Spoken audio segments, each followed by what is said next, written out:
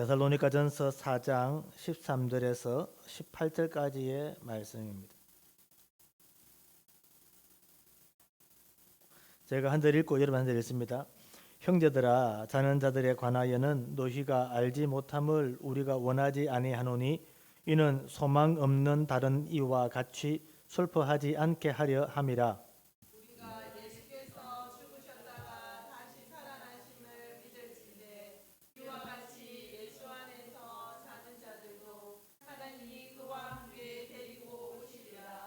우리가 그의 말씀으로 너희에게 이것을 말하노니 주께서 강림하실 때까지 우리 살아남아 있는 자도 자는 자보다 결코 앞서지 못하리라. 주께서 호령과 천사장의 소리와 하나님의 나팔 소리로 신이 하늘로부터 강림하시리니 그리스도 안에서 죽은 자들이 먼저 일어나고 그 후에 우리 살아남은 자들도 그들과 함께 구름 속으로 끌어올려 공중에서 주를 영접하게 하시리니 그리하여 우리가 항상 주와 함께 있으리라. 그러므로 이러한 말로 서로 위로하라. 아멘. 저는 우리 성도님들을 위로하기 원합니다. 어떻게 하면 이 귀한 성도들을 위로할 수 있을까? 늘 설교를 준비하면서 한 번도 우리 교인들에게 나 잘못하고 있습니다라고 하는 설교들을 한 번도 없었다라고 하는 것은 좀 그렇겠고, 그렇게 많지 않았다, 아니 거의 없었고, 참 우리 성도들이 잘한다, 잘하고 계신다. 그래서 그 대신 힘들고 어려운 환경들이 많이 있기 때문에 그 속에서 어떻게 하면 위로할 수 있을까라고 이렇게 진심으로 위로하고 있는데, 설교를 잘 못해가지고 전달을 잘 못해가지고 듣는 분들은 늘 책망을 듣는 듯합니다. 매일 혼나는 것 같습니다. 그렇게 저희 아내가 그럽니다. 늘 그렇게 말씀을 하시기 때문에 오늘 성경에 있는 말씀대로 정말로 또 한번 위로해 보고 싶은데 여러분들에게 위로가 되기를 간절히 소원합니다. 여러분, 위로는 지식에서 시작됩니다. 진짜 지식이 위로입니다. 아는 게 위로입니다. 몰라서 슬퍼하고 몰라서 두려워하고 몰라서 괴로워하는데 알게 되면 그게 괴로워할 일이 아니라는 사실을 깨닫고 위로하는 거죠. 위로가 되는 거죠. 그래서 알면 알수록 그게 위로가 되고 소망이 됩니다. 마귀는 알지 못하도록 막습니다. 잘못 알도록 방해합니다. 거짓의 압이라서 그렇습니다. 그래서 성경을 가르치고 또 교리를 가르쳤던 믿음의 선배들은 죄의 지배와 은혜의 지배라고 하는 그런 큰 주제, 악한 마귀가 성도들을 지배하려고 하는 것과 하나님의 은혜가 성도들을 지배하는 것, 이 두 가지를 볼 때 죄의 지배, 악한 마귀의 지배에서 일어나는 두 가지 특징을 말하는데, 첫 번째로는 무지, 알지 못하게 하는 것이고, 두 번째로는 거역하는 것입니다. 교만과 거역이 같은 부류 안에 있습니다. 그래서 말씀을 듣고도 깨닫고도 알고도 그 말씀을 거역하고 거부하게 만드는 게 죄가 지배하는 방식이라는 겁니다.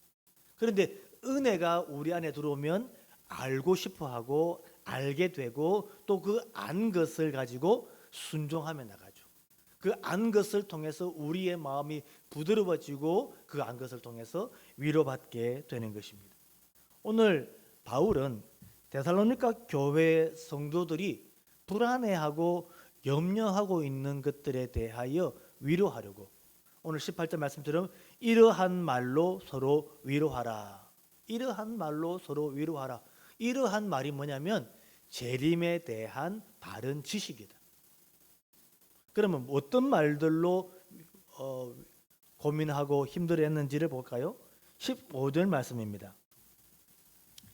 은연중에 설명하고 있는데, 우리가 주의 말씀으로 너희에게 이것을 말하노니 주께서 강림하실 때까지 우리 살아남아 있는 자도 자는 자보다 결코 앞서지 못하리라.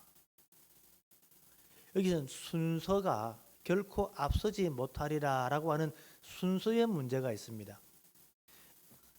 당시에 데살로니가 교회는 주님이 곧 오실 텐데 주님이 오실 때에 살아있는 자들과 이미 죽은 자들이 있지 않습니까? 그런데 이 성도들이 서로 슬퍼하고 힘들어했던 주제는 내가 어떻게 되느냐가 아니라 살아있는 내가 문제가 아니라 나보다 먼저 돌아가신 믿음의 선배들과 또 성도들에 대한 생각들이었습니다. 그래서 그 지금 중간기 예수님 계시던 그 당시에 로마 이 시대의 중간기 때의 문헌을 보면 살아남아 있는 자들이 죽은 자들보다 더 복되다. 살아있는 자들이 살아서 주님을 만나고 살아서 주님의 재림을 보는 사람들이 죽은 자들보다도 조금 더 복되다. 얼마나 복된지 왜 복된지 그것에 대해서는 여러 번 찾아봐도 잘 못 찾겠던데 아무튼 그들은 그런 생각을 했던 거예요.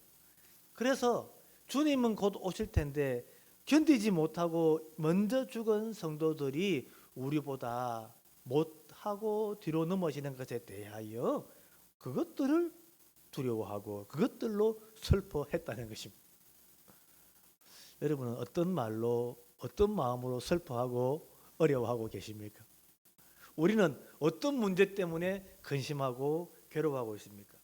그러나 데살로니가 교회 성도들은 주님의 재림, 그 재림 때에 같이 함께 은혜를 받았으면 좋겠는데 함께 복을 받았으면 좋겠는데 그렇지 못한 성도들 때문에 고민하고 있었다는 것이죠. 바울은 결론적으로 17절 말씀 보십시오. 17절 말씀 그 후에 우리 살아남은 자들도 그들과 함께 구름 속으로 끌어올려 공중에서 주를 영접하게 하시리니 그리하여 우리가 항상 주와 함께 있으리라. 결론 메시지는 우리가 동시에 함께 재림의 주님을 만나게 될 것이다 라고 하는 것입니다. 우리는 오늘 이 본문을 다루면서 한 두 가지 정도의 주제를 생각하기를 원합니다. 첫 번째로는 주님이 오실 때에 어떤 일이 일어나며 그것이 무엇을 말하는가에 대한 좀 정확한 지식들을 가지기를 원합니다. 주님 오실 때 어떻게 오시는지, 호련히 비밀 가운데 오실까요? 그래서 몇몇 사람만 주님이 오신다는 사실을 알고 나머지 사람들은 왔는지 안 왔는지 모르는 상태로 있을 수 있겠습니까? 이 휴거라고 하는 것은 비밀 몇몇 사람들만 들려 올라가 버리고 나머지 사람들은 남아 있는데 우리는 올라갔는지도 모르는 상태로 되는 것, 그런 걸 말하는 거죠. 그렇지 않습니다. 성경이 말하는 것은 반드시 모든 사람이 주님의 재림을 다 알게 되고 보게 될 것입니다. 두 번째 우리가 생각해야 될 것은 우리에게 재림이 소망이요, 위로요, 은혜가 되고 있는지에 대한 문제를 함께 생각해 보려고 합니다. 첫 번째로 우리 한번 재림에 대해서 살펴봅시다. 13절 말씀 보십시오. 성경은 죽은 자들을 자는 자들이라고 그렇게 설명하고 있습니다. 형제들아, 자는 자들에 관하여는 13절 말씀에 그렇게 말씀하고 있죠. 14절 말씀에도 이와 같이 예수 안에서 자는 자들도, 그리고 16절에 가시면은 그리스도 안에서 죽은 자들이 먼저 일어나고, 그리스도 안에서 죽은 자들을 예수 안에서 자는 자들이라고 말하고 있다는 것입니다. 그래서 그리스도인들의 죽음을 잔다, 나사로의 죽음을 보시고 잔다라고 하셨던 그것들 여러분 기억하시죠? 그래서 형제들아, 자는 자들에 관하여는 이라는 말이 바로 그리스도 안에서 죽은 자들, 예수와 함께 죽은 자들, 자는 자들에 대하여 알지 못함을 너희가 원하지 아니한, 우리가 원하지 아니한다. 즉 위로는 모르기 때문에 염려와 근심으로 말미암아 슬퍼하고 있는 것이고, 위로는 그것을 깨닫고 알 때에 우리 삶의 위로가 된다는 것입니다. 그래서 13절 말씀 보시면 먼저 위로하는 말은 뭐냐면 이는 소망 없는 다른 이와 같이 슬퍼하지 않게 하려 함이라. 자, 이 말씀 잘못 읽으면 소망 없는 다른 이들과 같이 슬퍼하지 않게 하려 함이라. 슬퍼하지 않는 것이 재림의 소망을 가지고 있는 것입니까? 슬퍼하지 말라는 말입니까? 슬퍼하라는 말입니까?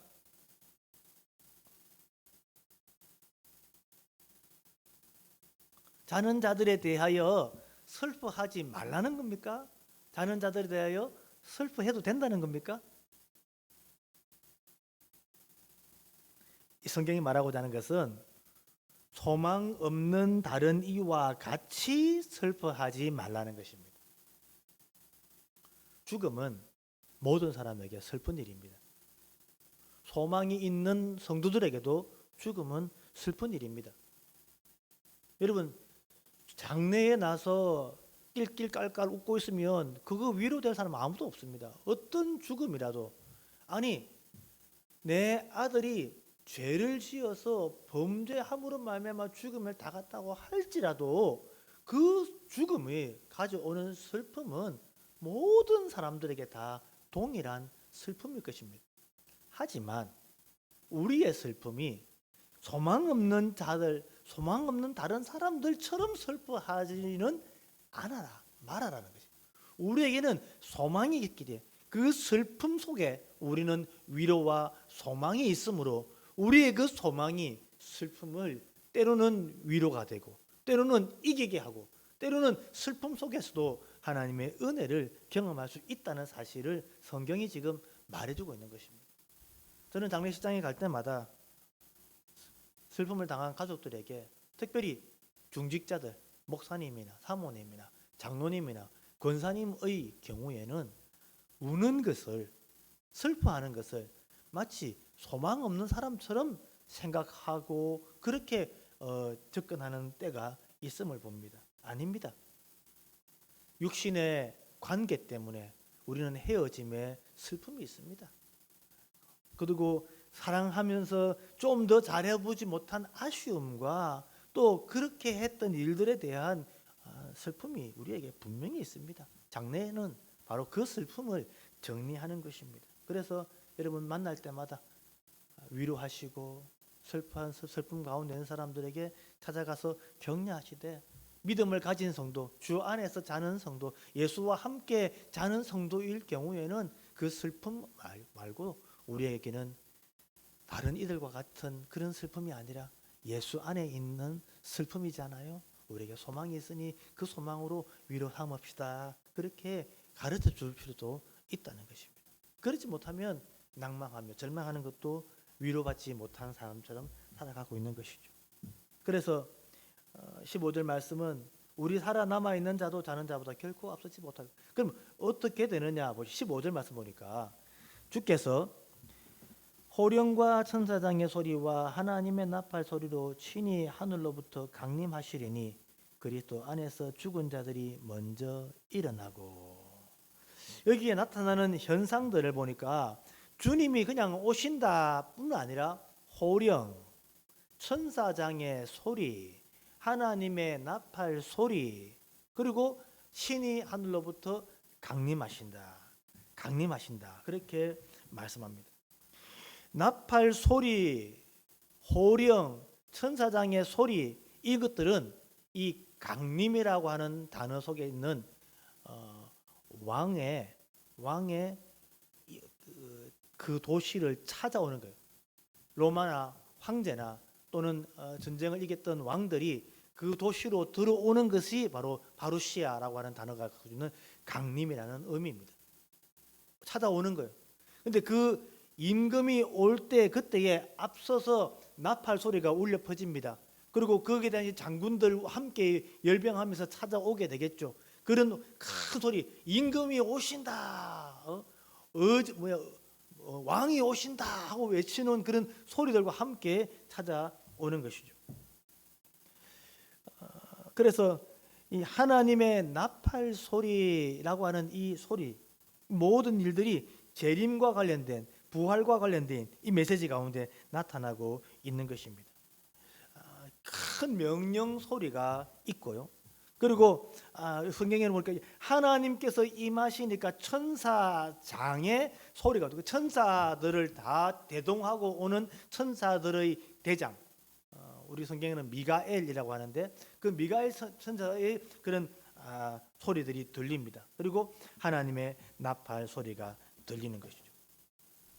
주님께서 재림이 일어날 때에 어떤 일이 일어나는가를 가르쳤던 그 말씀. 그래서 15절 말씀 보니까 우리가 주의 말씀으로 너희에게 이것을 말하노니, 그러면서 주님이 하셨던 말씀을 기억하라는 것이죠.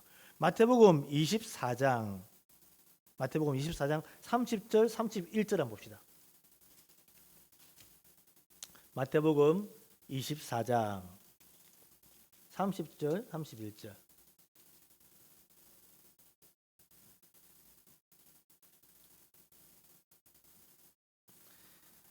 30절 31절 함께 볼까요? 시작.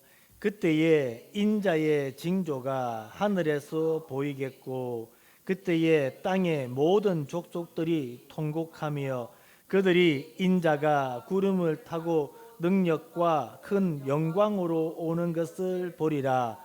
그가 큰 나팔 소리와 함께 천사들을 보내리니 그들이 그의 택하신 자들을 하늘 이 끝에서 저 끝까지 사방에서 모으리라. 아멘. 주님이 오시는 그때는 호련히 조용히 다른 사람이 모르게 오시는 게 아닙니다. 모든 사람이 알 수 있도록 나팔 소리, 호령, 천사장, 천군 천사들이 하며 땅의 모든 족속들이 하나님이 오실 때에 통곡하며 슬퍼하고 하나님의 택하신 자들을 이 끝에서 저 끝까지 사방에서 다 모으실 것이라고 주님이 말씀하셨던 그 말씀대로 오신다는 것이죠. 나팔 소리, 호령, 천사장의 소리, 이것들은 다 하나님의 영광과 하나님의 권능으로 찾아오신다는 것입니다. 여러분, 이 거대한 통치, 거대한 힘이 오시는 이유가 무엇입니까? 왜 이렇게 거대한 왕의 권세로 오십니까? 하나님이 오실 때, 그때 하나님을 믿는 하나님의 백성들, 자기 자녀들, 자기 백성들을 하나님께서는 건져내시고 하나님을 믿지 아니하고 하나님을 외면하고 하나님을 거절한 자들을 하나님께서 심판하시고 벌하시는 바로 그 일이죠. 그래서 이렇게 하나님께서 임재하실 그때에 성도들 중에 먼저 죽은 자들, 성도들 중에 먼저 자는 자들은 어떻게 되는가? 14절 말씀 다시 한번 보세요. 14절 말씀 보니까 자, 천천히 한번 보세요. 데살로니가전서 4장 14절입니다. 우리가 예수께서 죽으셨다가 다시 살아나심을 믿을진대 이와 같이 예수 안에서 자는 자들도 하나님이 그와 함께 데리고 오시리라. 아멘. 어떤 성도들은 가만 있어봐. 이거 좀 이상한데? 죽은 자들은 땅에 있을 건데 어떻게 오시는데 그와 함께 데리고 오신다는 게 누구를 데리고 온다는 건가? 이렇게. 예수 안에서 자는 자들도 하나님이 그와 함께 데리고 오시리라. 예수 안에 자는 자들을 하나님이 데리고 오신대요. 그는 누구야? 예수님과 함께. 어떻게 이런 일이 일어날 수 있습니까? 답을 해보십시오. 성도가 죽을 때 어떻게 됩니까? 영혼은 즉시로 하나님과 함께 연합하게 되고 육신은 땅에서 잠들죠. 주님 오실 때까지. 그래서 주 안에서 자는 자들의 육신은 땅에 있고 주 안에서 자는 자들은 영은 하늘나라에 있죠. 그러니까 하나님과 함께 연합한 그 하나님의 죽은 자들의 영이 함께 예수 그리스도와 함께 이 땅으로 내려오시고 죽은 자들의 육신이 부활하여 함께 영과 함께 연합하게 되고 연합한 그 상태로 예수 그리스도와 함께 연합하는 이 완전한 연합이 일어나게 된다는 것입니다. 하나님이 예수 그리스도와 함께 자는 자들을 데리고 오신대요. 우리가 생각하기를 우리가 하늘나라로 올라갈 것처럼 보이지만은 오히려 하나님께서 예수님과 함께 죽은 자들과 함께 데리고 오신다고 성경이 설명하고 있고, 좀 더 나가면 17절 말씀 보세요.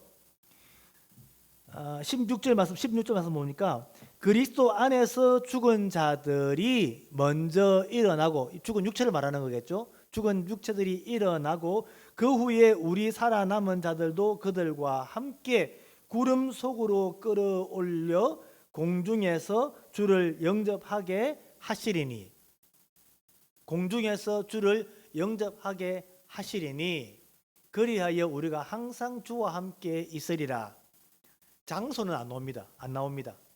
어디에서 주와 함께 있을 것인지에 대한 장소는 기록되어 있지 않습니다. 공중에서 있는지, 성경은 새 하늘과 새 땅이라고 말하고 있습니다. 어디에서 함께 머물고 있을지 잘 모릅니다. 두 가지 견해가 있습니다. 이 땅에서 하나님의 영원한 나라가 통치된다라고 보는 견해가 하나 있고, 새 하늘과 새 땅, 이 땅이 아닌 새 하늘과 새 땅에서 하나님께서 하시는 통치가 있을 것이다, 그렇게 보는 두 가지의 견해가 있습니다.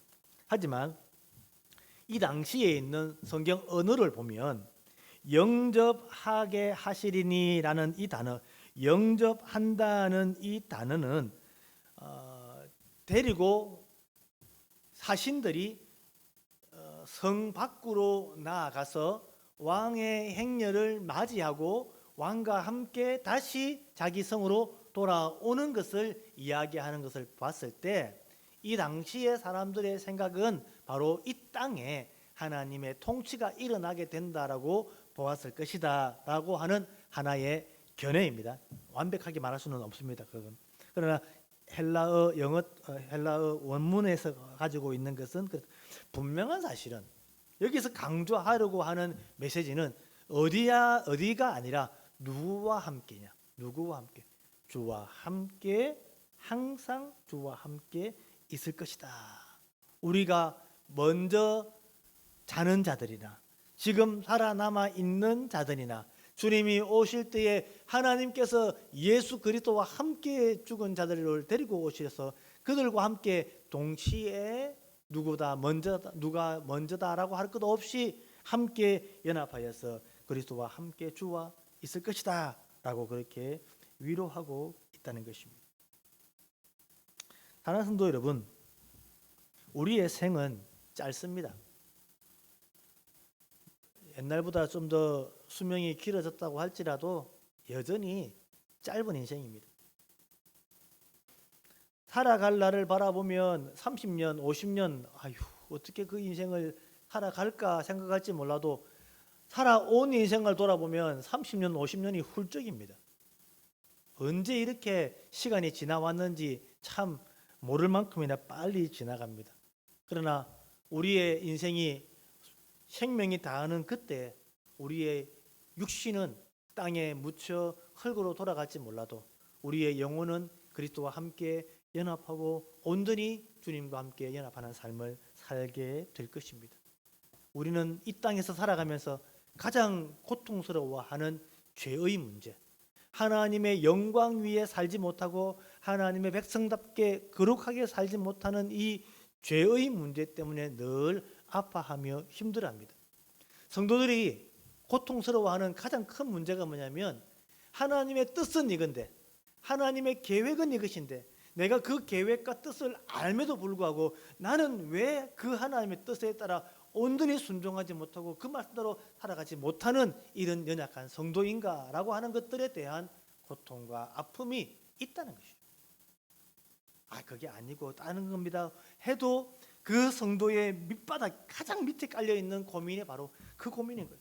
그래서 어떤 때는 이 고민이 너무 심하다 보면 말씀도 듣기 싫고 성경도 읽기 싫고 아예 제쳐두어서 모르는 게 편할 거다 생각하지만, 또 지나고 나면 설교를 듣고 성경을 읽고 은혜를 알고 나면 또다시 고민하며 염려하는 것이 내가 왜 그 은혜의 말씀 따라 살지 못하는가라고 하는 고민으로 되돌아가는 것이죠. 여러분 그게 항상 고난과 역경보다 더 아프게 다가올 수 있습니다. 그런데 그때마다 우리의 소망은 주님이 오시면, 우리 주님이 오시면 우리의 모든 염려와 관심이 사라진다는 것입니다. 그리고 주님이 오시기 전에 내가 이 세상을 마치게 되면 이 땅의 수고를 그치고 주님과 함께 연합하여서 더 이상 죄의 문제, 더 이상 고난과 역경을 겪지 아니하고 하나님과 온전히 연합하여서 하나님을 즐거워하는 시간들이 올 것을 우리는 기대하게 되는 것입니다. 먼저 간 믿음의 선배들을 가만히 한번 생각해 보십시오. 우리에게 복음을 전해주고 믿음의 삶을 가르쳐 주었던 선배들이 있습니다. 그분들의 귀한 헌신과 그 귀한 사랑으로 우리가 여기까지 하나님을 알게 된 것들을 생각해 보면 그 믿음의 성도들과 함께 교제하며 즐거워하는 것, 그것은 얼마나 큰 유익인지 모릅니다. 우리의 마음속에 이 땅에 살아있는 것에 대한 관심이 점점 더 많아지게 되면 우리는 주님을 기다리고 주님을 사모하는 일들로 위로받지 못할 때도 혹 있는 것입니다. 오늘 이 마지막 때를 살아가는 성도들은 우리에게 있는 경제적인 문제, 우리에게 있는 건강의 문제, 우리에게 있는 가족들의 문제, 이런 문제들을 한 단계 더 뛰어넘는 그런 마음의 위로와 하나님의 은혜를 경험할 필요가 있다는 것입니다. 주님이 언제 오시냐고 우리를 배우냐면 주님은 비 오는 수요일 저녁에 오실 것이다. 비 오는 수요일 저녁에 교회 오기도 싫고 특히 이 장대 같은 비가 오면 축축해지죠. 오늘도 목사님은 또 우리를 얼마나 괴롭히실까 이런 생각들을 하면 마음이 무거워질지 모르는데 그럼에도 불구하고 하나님 앞으로 말씀 앞으로 예배의 시간을 향하여 나오는 성도들은 하나님께서 기뻐하시고 여러분에게 소망과 은혜가 있음을 위로하고 있는 것입니다. 말씀을 정리하겠습니다. 재림은 모든 사람이 다 알 수 있도록 임합니다. 재림이 임할 때 그때 호령과 천사장의 소리와 하나님의 나팔 소리로 친히 임재함으로 모든 사람들이 다 하나님의 재림을 알게 될 것입니다.